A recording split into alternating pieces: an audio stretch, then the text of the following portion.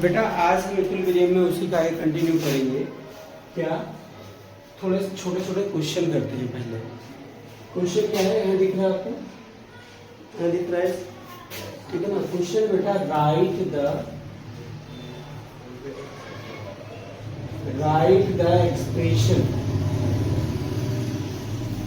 The expression of equilibrium constant. Write the expression of equilibrium constant in the following reaction. In the following reactions. इस reactions में आपको KP का expression लिखना है। Equilibrium constant दोनों के टर्म में, केपी और केसी के टर्म में।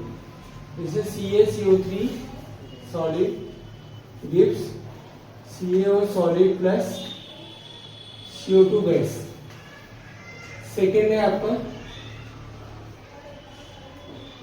H2 प्लस I2 गैस है, gives 2HI gas.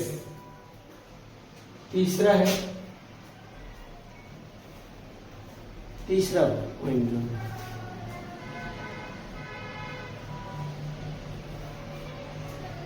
2HI gas. तीसरा पॉइंट है बेटा Fe2 positive aqueous, electron lose कर दिया, Fe3 positive aqueous plus electron. ठीक है ना। फोर्थ, उसके बाद दूसरा है बेटा I2 सॉलिड गिव्स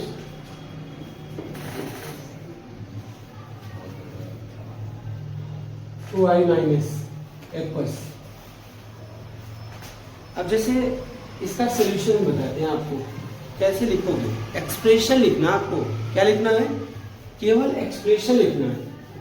केसी और केपी के टर्म में एक्सप्रेशन लिख सकते हैं आप। यहाँ पे मैंने बोला है इक्विलिब्रियम कांस्टेंट, तो इक्विलिब्रियम कांस्टेंट आपका केसी भी होता है और क्या होता है, केपी भी होता है, तो दोनों के टर्म में लिखना है। तो पहले वाली इक्वेशन के लिए केसी की वैल्यू क्या लिखा जाएगा, केवल CO2 लिखा जाएगा। क्या लिखा जाएगा, CO2। ऐसा क्यों, क्योंकि जो CaO है वो क्या है, सॉलिड है। क्या है बेटा, सॉलिड है, इसका कंसंट्रेशन यूनिटी हो जाता है। और आपका CaCO3 भी क्या है, सॉलिड है, इसका कंसंट्रेशन क्या हो जाता है, यूनिटी हो जाता है। इसीलिए यार तो पहले का हो गया सोल्यूशन। तो मैं एक चीज आपको बताऊं, यहाँ एक चीज सीखने वाली है और इसको लिखने वाली है। कोई चीज सॉलिड हो या कोई लिक्विड हो, उसका कंसंट्रेशन क्या लेते हैं, 1 ले लेते हैं, यूनिटी। क्योंकि उसमें चेंज क्या होता है, नेग्लिजिबल होता है। क्या होता है, उसमें जो चेंज होता है वो क्या होता है बेटा, नेग्लिजिबल होता है। इसीलिए सॉलिड और लिक्विड का लेते हैं। अब जैसे दूसरे का लिखना है आपको, अच्छा इसका एक चीज बताओ, केपी अगर लिखना है तो क्या लिखें, इसका केपी क्या लिखें, तो केपी भी सॉलिड जो होगा उसका छोड़ दो, केवल प्रेशर के टर्म में PCO2 मतलब पार्शियल प्रेशर ऑफ CO2 हो जाएगा। चलिए अब इधर दूसरा लेते हैं, इसका बताइए क्या होगा। इसकी केसी की वैल्यू पहले समझ लो फिर लिखो, टाइम दे देंगे आपको। इसकी केसी की वैल्यू लिखना। आपने देखिए प्रोडक्ट अपॉन रिएक्टेंट यही तो किया है, जो आपने जनरल इक्वेशन लिखी, तो ये क्या हो जाएगा, HI का क्या हो जाएगा, स्क्वायर, क्योंकि इसके आगे 2 है इसलिए स्क्वायर हो जाएगा। और अपॉन किसके हो जाएगा, H2 इंटू IT। अच्छा इनमें क्यों नहीं 1 किया, क्योंकि ये सभी किसमें है बताओ, गैस में। किसमें है, गैस में। आई बात समझ नहीं है, ये बताओ, क्लियर हुआ।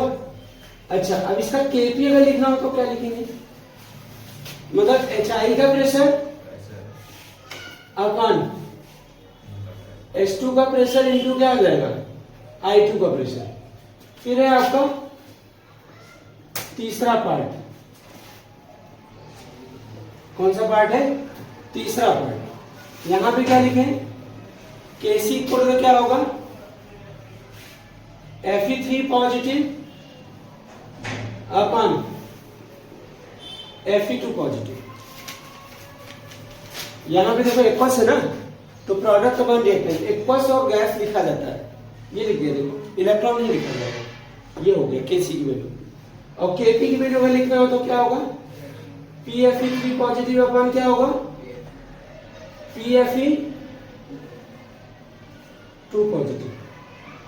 तीसरे का, चौथे का आप लोग लिखिए, क्या लिखेंगे बताओ, Kc की वैल्यू क्या हो जाएगा, I माइनस का क्या होगा, स्क्वायर हो जाएगा, और Kp की वैल्यू क्या हो जाएगा, PI का स्क्वायर हो जाएगा, ठीक है ना। आई बस में हाँ, नोट कर लो जल्दी से, रुक जाता। देखो बेटा इसके में क्या करेंगे आप, उसी पर बेस्ड क्वेश्चन है जो अभी आपको पढ़ा है, पहले एक्सप्रेशन लिखो, फिर एक्सप्रेशन में आपको जो वैल्यू दी गई है और निकालो बस। जैसे Kc इसके लिए क्या लिखोगे, SO3 का स्क्वायर अपन क्या हो जाएगा, SO2 का स्क्वायर इंटू क्या होगा, O2। तो मुझे ये बताइए आप, SO3 की वैल्यू कितनी है, 1.90 का क्या हो जाएगा स्क्वायर, SO2 की कितनी है 0.60 का स्क्वायर, और O2 की वैल्यू कितनी है 0.82। इसको सॉल्व कर लिया तो टोटल कितना आ गया 12.22। यहाँ पे जब आपको यूनिट अभी हम समझाएंगे तब यूनिट के बारे में सोचना, ठीक है ना। अभी यूनिट क्योंकि फिक्स नहीं है, अलग अलग रिएक्शन में इक्विलिब्रियम कांस्टेंट की यूनिट क्या होती है अलग अलग। जब Kc को डिफाइन करेंगे तब आपको क्या करेंगे बता देंगे। अभी हम अगला टॉपिक लेते हैं, ठीक है ना, रिलेशन बिटवीन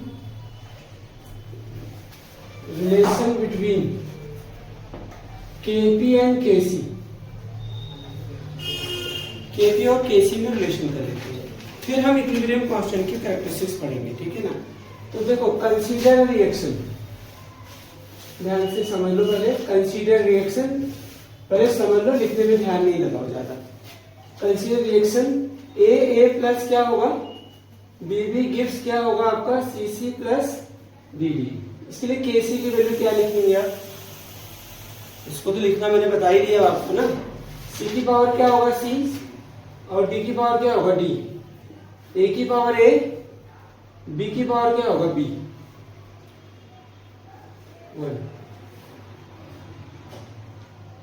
Kp इक्वल किसके होगा, PC की पावर C, PD की पावर D,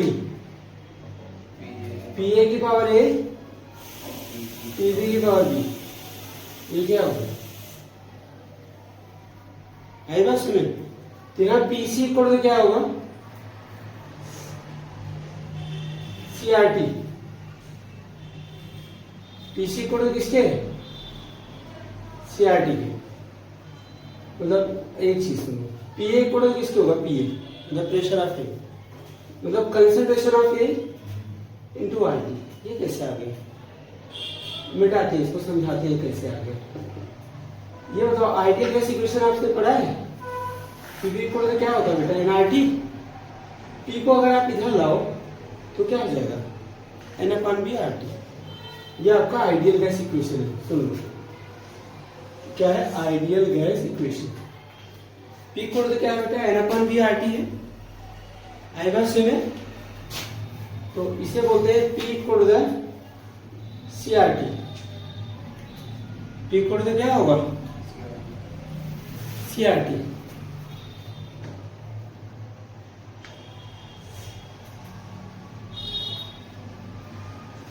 P इक्वल क्या होगा CRT। ये हो गया आपका C। N/B क्या होता है कंसंट्रेशन, N/B क्या होता है कंसंट्रेशन, मतलब number of moles upon volume मतलब मोलैरिटी। तो CRT हो गया। यहाँ पे हमने आपको ये बताया है, तो आप जैसे PA लिख रहे हो, PA मतलब पार्शियल प्रेशर ऑफ ए, तो मतलब A का कंसंट्रेशन, अगर इसको हमने ब्रैकेट में कर दिया तो A का कंसंट्रेशन हो गया मोलर कंसंट्रेशन RT। ऐसे PB इक्वल किसके होगा बेटा BRT हो जाएगा, समझ आएगी नहीं बात। और PC इक्वल किसके होगा बोलो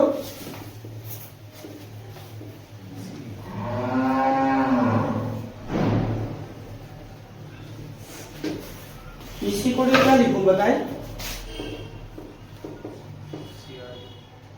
PC इक्वल होता है सी आर टी ना, और पी डी इक्वल होता है क्या होगा डी आर टी।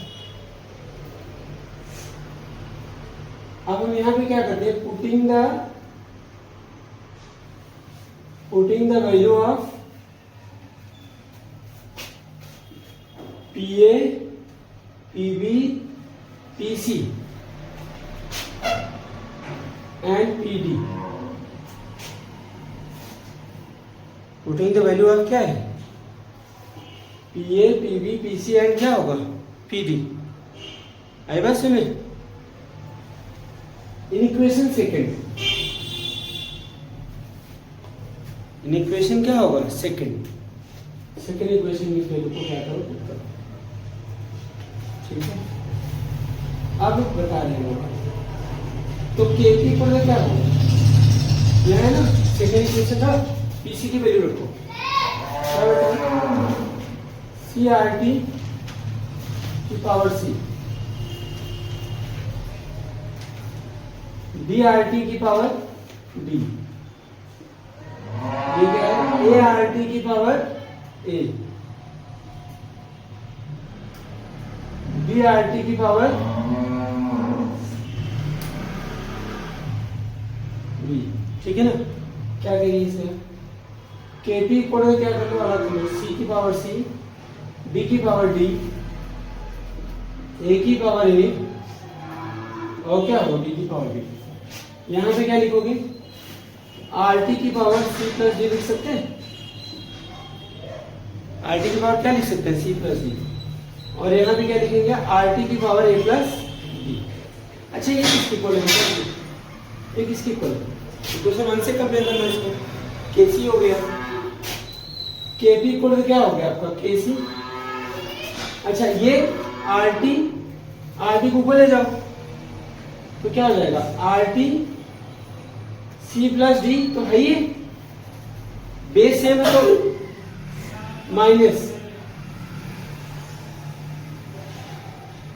माइनस ए प्लस बी, ठीक है ना। तो के पी इक्वल किसके होगा बताओ, के सी आर टी की पावर डेल्टा एन।